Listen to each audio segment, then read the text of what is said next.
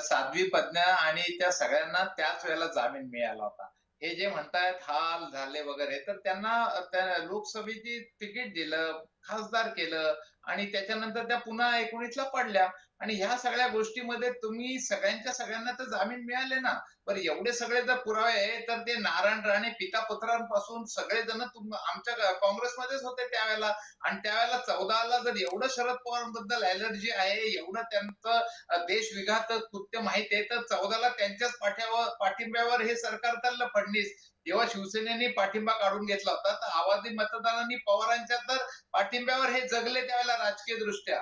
आणि मग हे सगळी कशाची तडजोड, तुम्ही देशहिताची तडजोड करताय का कुणाची सत्तेसाठी?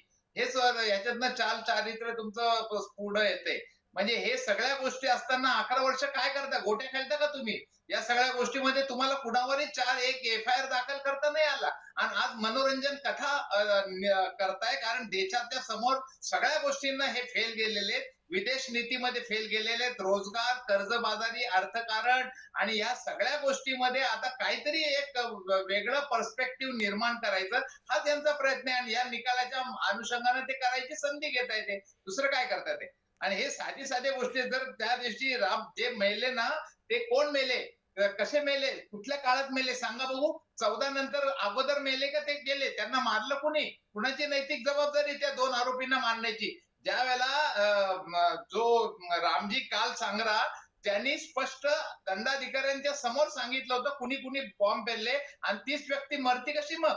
मग म्हणजे याच्यामुळे हे सगळ्या गोष्टी आहेत. जस्टिस लोया कसे मेले, कसे काय झाले ह्या पण गोष्टी आहेत. याच्या मागे बराच इतिहास दडलेला आहे. काय बोलताय हे?